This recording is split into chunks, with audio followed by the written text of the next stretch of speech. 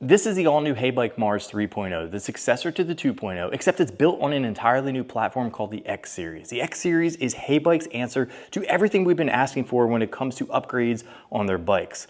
They actually introduced this recently on the Ranger, which is the Ranger 3.0 Pro. I have a video on that in the description below. You should definitely check that out. You're going to get a lot of those same features here on today's bike. We're talking new motor, more power output, better drivetrain, horse link suspension, NFC tap display, and so much more. But there's a little shortcomings here on these bikes. There's always going to be something that I think need to be changed out, whether it be for you, the consumer, or the brand to eventually change out for the people. With that being said, we're going to see if this bike is still friendly to your wallet and how good it is on the trail. So let's get into today's video. The all-new Mars 3.0 is a foldable fat tire electric bike that promises 65 miles of range, 30 plus miles per hour top speeds, full suspension, a torque sensor, NFC tap to start, and in-app connectivity starting at just $1,199. But if you want some money off, feel free to click the link in the description below to be able to do that. But don't do it just yet. Let's dive further into the details and put this thing to the test to see if it's worth it. Starting with the motor. The motor is a 750 watt nominal motor with 1400 watt peak and 95 newton meters of torque. This all comes from the all-new Galaxy Drive motor, which has a really unique spooling up effect when you're accelerating.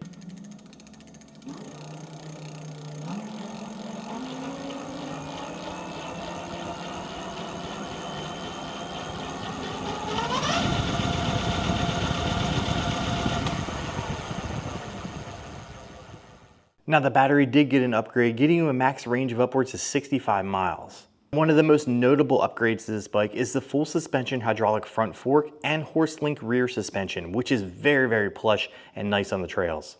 Now in true HeyBike fashion, the bike folds up in just 10 seconds and has a max payload weight of 440 pounds. Now let's peel back the layers and talk power and speed. You can do a 0 to 20 in just 6 seconds. Now you have to unlock the bike to get a top speed of upwards to 28 miles per hour via the display or the app, and you can exceed upwards of over 30 miles per hour when it is fully unlocked. Now when we talk about the riding feel, the torque sensor delivers a seamless natural feeling under all pedal assist levels, much smoother than a cadence sensor. Cadence sensors can be pretty jarring. For every quarter turn that you actually rotate the cranks, it can end up jolting you pretty hard. Now with a torque sensor, for every bit of effort you're putting into that crank arm, you're actually getting rewarded for that effort in a very seamless way. Now let's dive into the suspension and comfort. You have adjustability and lockout on that front suspension hydraulic fork and a horse link rear suspension that soaks up bumps effortlessly. It pairs nicely with the 20 by 4 inch tires, which is very common on a foldable bike like this. Now, when having the capability of hitting speeds of upwards of over 30 miles per hour, you have to have some good brakes. Now, the braking on this bike is a 2mm thick hydraulic disc, front and rear, with 180mm rotors. Now, whether you're riding the bike powered on or powered off, the Shimano 8-speed shifter with Altus derailleur is buttery smooth. Now, a couple things I would do right away when getting this bike would be switching out the grips and the pedals. If you plan on going on long rides, these grips definitely will not feel comfortable at all. So there are a couple sets of grips that I've linked in the description below that I think will go well with this bike. Now, when it comes to pedals, the foldable part of the pedals definitely does make sense if you are storing this in tight situations. But at the end of the day, I think a grippier pedal is much more needed. And for me, it's not a deal breaker when it comes to not having a foldable pedal.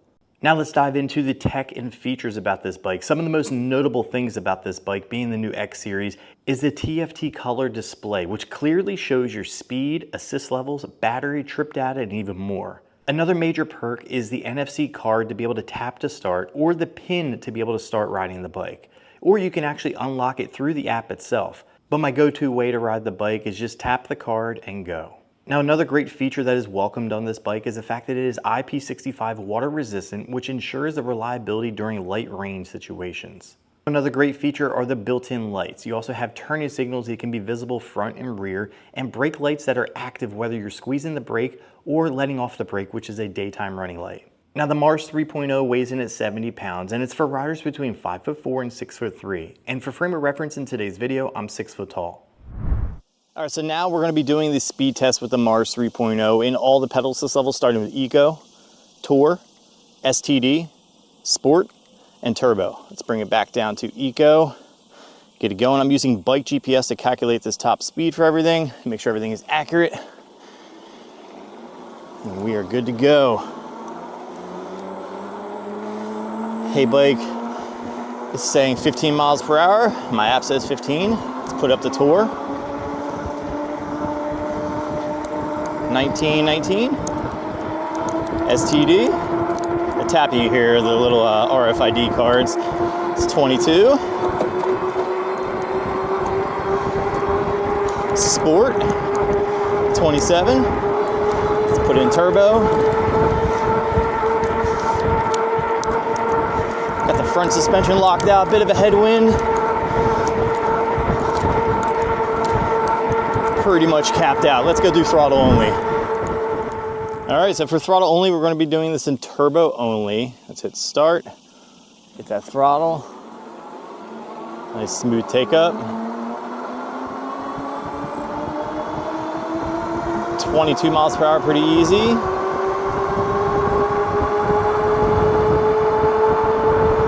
.27 on their display. Just shy of 27 on mine.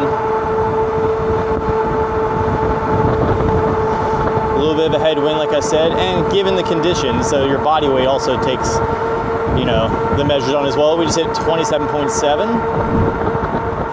So for pedal assist in eco through turbo, I traveled a total distance of 1,357 feet with a max speed of 28.6 miles per hour, an average speed of 21.3 miles per hour in 43 seconds. Now, I wasn't able to get up to that 30 miles per hour, probably given the fact that there is a bit of a headwind today. So depending on your body weight and riding conditions, you could probably reach over 30 miles per hour with this bike under pedal assist eco through turbo. Let's talk about throttle only.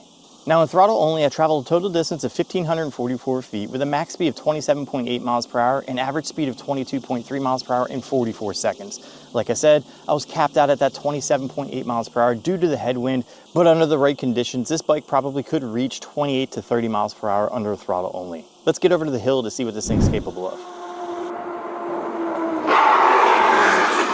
All right, man, these brakes work really, really good, as they did before in the Ranger 3.0 Pro. All right, so we're gonna do this hill test in throttle only as well as pedal assist, but we're doing the pedal assist in turbo. So let's get right into it. Nice smooth take up. This Galaxy motor really pulls already to 20 miles per hour, 22. Chilling at 22, coming up to this first turn.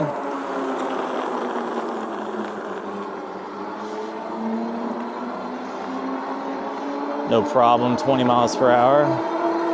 Second turn. Man, this thing moves. I gotta say, it's a bit faster than the Ranger was on this so far. 17 miles per hour. 18. 20. All right, throttle only, turbo mode.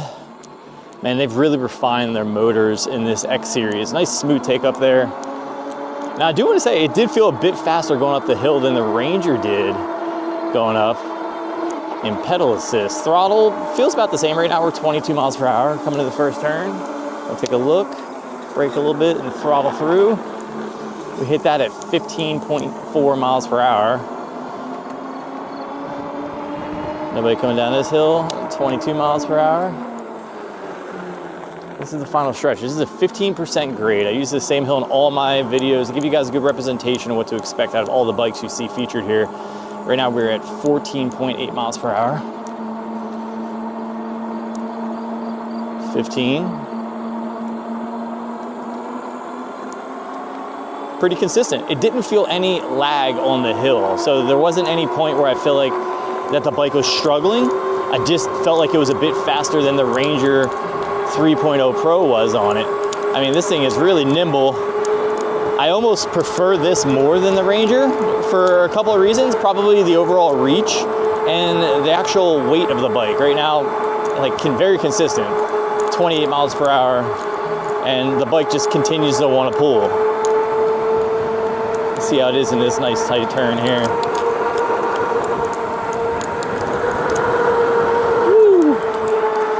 Man, this thing is a beast. All right, so that's gonna do it for today's video featuring the all-new HeyBike Mars 3.0. It almost rolls off the tongue a bit better to say HeyBike Mars 3.0 Pro. They need a Pro model. New pedals, new grips, new suspension, more powerful motor. Pro model I think should be in the future. HeyBike, if you see this video, definitely Think about that. HeyBike Mars 3.0 Pro might be the way to go. Look at that, look at me, I'm like a professional rhymer. With that being said, let me know what your thoughts are in the comment section below about the HeyBike Mars 3.0, as well as the Ranger 3.0 Pro, which is in the description below. If you guys are looking for a HeyBike, there are some discount codes in the description below for you to be able to check out. There is no obligation there. So if you guys like this video, drop a like. If you love it, hit the subscribe button. I'm gonna catch you in the next one.